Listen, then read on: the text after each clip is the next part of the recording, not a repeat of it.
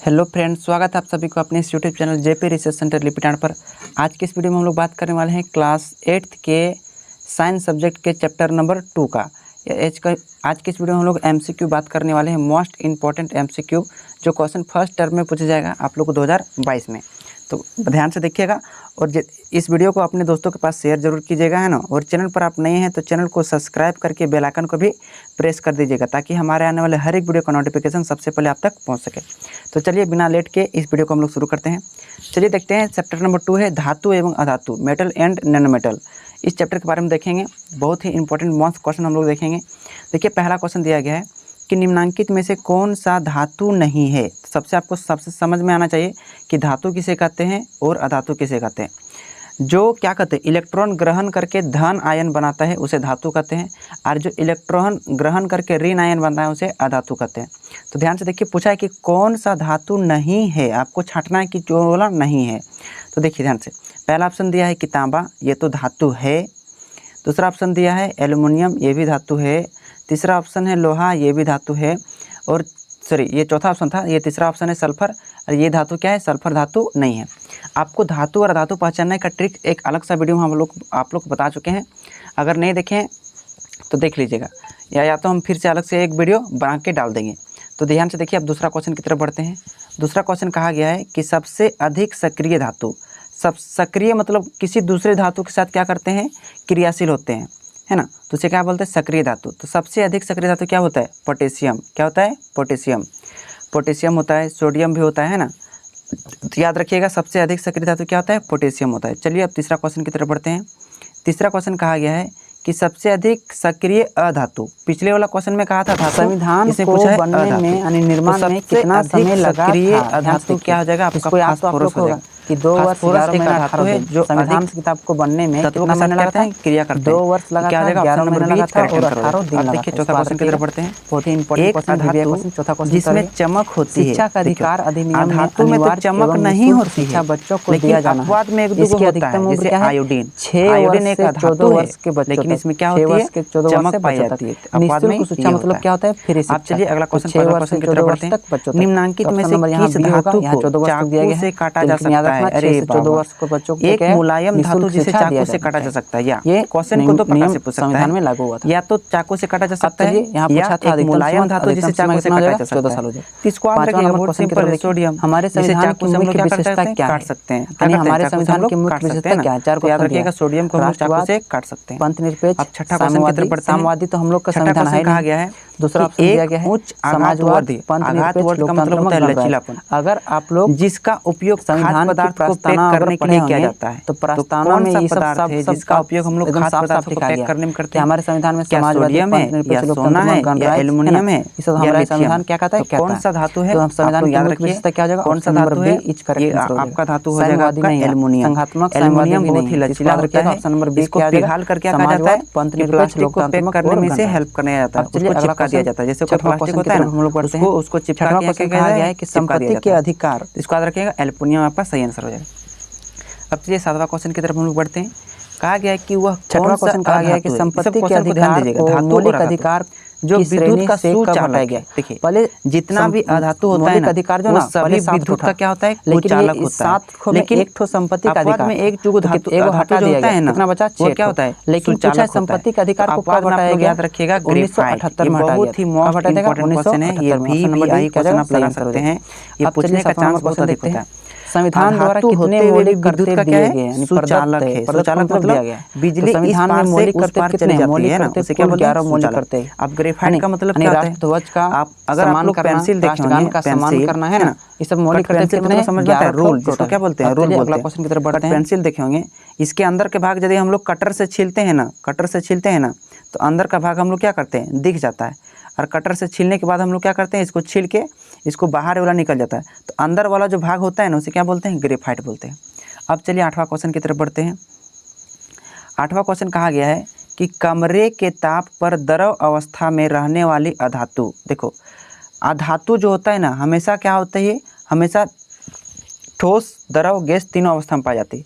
लेकिन द्रव अवस्था में कमरे के ताप पर कौन सा पाया जाता है, आपको याद होगा कि द्रव अवस्था में कौन सा होता है, ब्रोमीन। ब्रोमीन होता है ना, द्रव अवस्था में पाया जाता है। क्लोरीन नहीं पाया जाता है, आयोडीन नहीं पाया जाता है, नाइट्रोजन नहीं पाया जाता है। इसका सही आंसर क्या हो जाएगा? ऑप्शन नंबर ए ब्रोमीन हो जाएगा। अब देखिए 9वां क्वेश्चन की तरफ बढ़ते हैं। एक अधातु का नाम बताइए जो कठोर होती है। तो कठोर होती है हीरा। हीरा दुनिया की सबसे कठोर वस्तु है। हीरा दुनिया की सबसे कठोर वस्तु है, लेकिन यह क्या है? एक अधातु है। क्या है? एक अधातु है ना। तो सबसे कठोर धातु अधातु क्या आ जाएगा? हीरा हो जाएगा। अब चलिए हम लोग देखते हैं 10वां क्वेश्चन की तरफ। कमरे के ताप पर द्रव अवस्था में रहने वाले धातु कौन सा है? देखिए धातु बोला है, धातु कमरे के ताप पर। धातु जितना भी होता है ना, हमेशा सब ठोस अवस्था में होती है। कौन सी अवस्था में होती है? ठोस अवस्था में। लेकिन अपवाद में एक दो जो धातु होता है वो क्या होती है? वो द्रव अवस्था में पाई जाती है। तो अपवाद में ऐसा कौन सा धातु है जो द्रव अवस्था में पाया जाता है? तो इसका सही आंसर हो जाएगा पारा। क्या हो जाएगा? पारा। पारा एक धातु है जो कमरे के ताप पर द्रव अवस्था में पाया जाता है। अब चलिए हम लोग अगला क्वेश्चन की तरफ बढ़ते हैं। देखिए 11वां नंबर क्वेश्चन। 11वां नंबर क्वेश्चन का है कि निम्न में कौन सा धातु है जो द्रव अवस्था में पाया जाता है? तभी इसका तो हम लोग देखें कि पारा 11 नंबर क्वेश्चन हम लोग दे चुके हैं। अब 12वां नंबर क्वेश्चन देखते हैं कि कौन सी धातु विद्युत की सबसे अच्छी चालक है। देखो जितना भी धातु है ना, सब विद्युत के क्या होता है? चालक होता है। चालक का मतलब होता है बिजली जो होता है ना, इलेक्ट्रिसिटी, इस पार से समझ लो ये कोई तार है, इस पार से बिजली उस पार पहुंच जाएगी, उसे क्या बोलेंगे? चालक बोलेंगे, यानी परिपथ के चालक बोलेंगे। तो चालक जो होती है, जितना भी धातु होता है ना, सभी धातु क्या होता है? विद्युत का चालक होता है।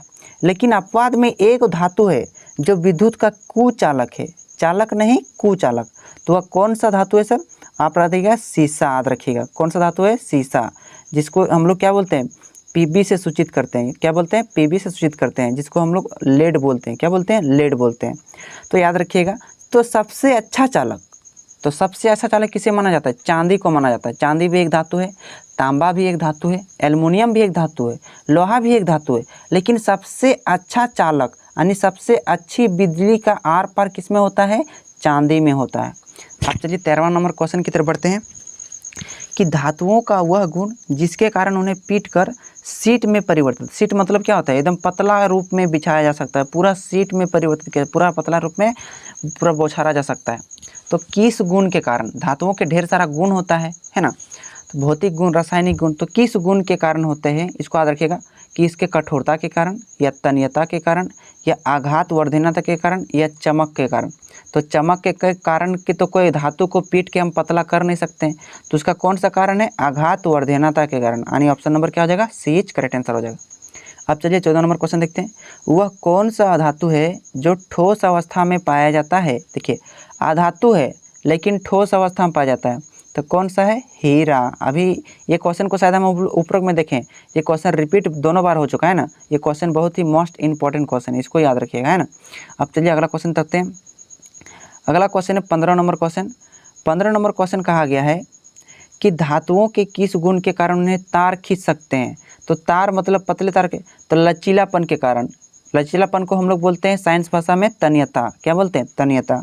तन्यता के कारण धातुओं को हम तार के रूप में खींच सकते हैं। आप देखिए 16वां क्वेश्चन।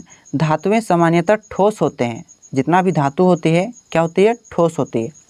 निम्नांकित में से कौन सा धातु है जो कमरे के ताप पर द्रव अवस्था में होता है? तो एक अपवाद में है, कौन सा धातु है जो कमरे के ताप पर द्रव अवस्था में होता है? तो आप लोग को पहले क्वेश्चन पढ़ाया गया था, मरकरी बोलिए या पारा बोलिए, या इसको संकेत होता है Hg। क्या होता है? Hg। Hg मतलब क्या होता है? पारा होता है। तो इसका क्या आ जाएगा? Option number D is correct answer, पारा हो जाएगा। अब अगला 17वां नंबर क्वेश्चन देखते हैं और आज का लास्ट क्वेश्चन देखते हैं। इनमें से कौन ठंडे जल के साथ तेजी से अभिक्रिया करता है? तो ठंडे जल के साथ कौन तेजी से अभिक्रिया करता है सर? इसको याद रखिएगा। इसका सही आंसर हो जाएगा सोडियम। सोडियम ठंडे जल के साथ क्या करता है? तेजी से अभिक्रिया। क्यों? क्योंकि सोडियम जल के साथ क्या होता है? जल में ऑक्सीजन होता है, और ऑक्सीजन के साथ जब भी सोडियम को जलाएंगे, अभिक्रिया कराएंगे, तो क्या करता है? आग के रूप में आग पकड़ लेता है ना। इसलिए क्या करते हैं? सोडियम को केरोसिन के तेल में हम लोग डुबोकर रखते हैं। तो आज के इस वीडियो में 17 मोस्ट इंपॉर्टेंट MCQ हम लोग किए हैं। अगले वीडियो में चैप्टर नंबर 3 का करेंगे। उम्मीद करते हैं इस वीडियो को आप अच्छी तरह से समझ गए होंगे। तो चैनल पर आप नए हैं तो चैनल को प्लीज़ सब्सक्राइब जरूर कर लीजिएगा, क्योंकि हमारे इस वीडियो में क्लास 8th, 9th और 10th के सभी सब्जेक्ट का, ऑल सब्जेक्ट को पढ़ाया जाता है, और जैक बोर्ड और NCERT बुक के दोनों पढ़ाया जाता है। और अपने दोस्तों के पास शेयर करना मत भूलिएगा, है ना। मिलेंगे अगले वीडियो में, तब तक के लिए जय हिंद।